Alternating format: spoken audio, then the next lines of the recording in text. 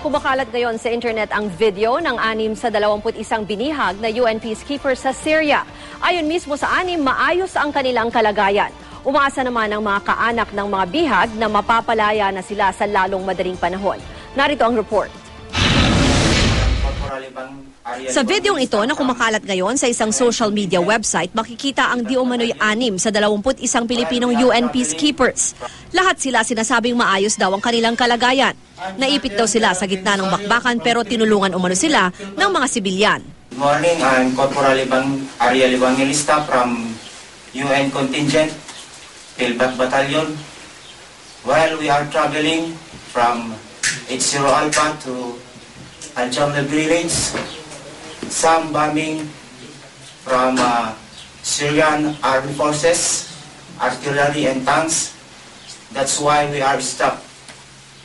And some civilian populace help us for our safety and distribute us in different places, and they treat us in good accommodation.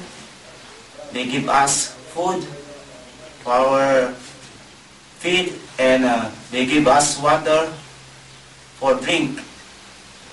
Don't worry, we are in a safe place. Thank you and good day. Kinumpirma naman ng Armed Forces of the Philippines na mga kasamahan nga nila ang makikita sa video, pero tumanggi silang pangalanan ang mga ito. Yung video na yun, magpapatunay din yung data sila ay hindi sila in-arm, and they are well taken care of ng kung sino man yung humahawak sa kanila ngayon. Ang kapatid ng isa sa mga bihag umaasang mapapalaya rin agad ang kanyang kaanak.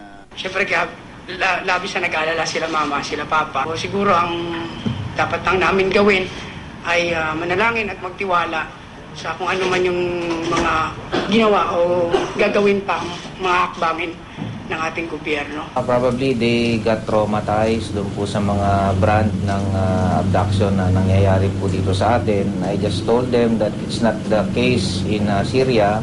Binahagi rin ng AFP na may bagong kondisyon ng mga rebelde. Sa International Committee of the Red Cross lang daw nila ibibigay ang mga bihag, oras na palayain nila ang mga ito. Pero ayon sa Department of Foreign Affairs, kinukumpirma pa raw nila ito. Gayon din ang impormasyon na pakakawalan sana kaninang umaga ang peacekeepers, ngunit hindi na natuloy. We are now intensifying our negotiations with the rebel group in that area.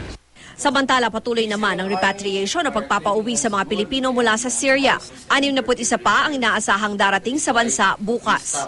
The Philippine government is continuing its repatriation operations in Syria as the violence in the country continues.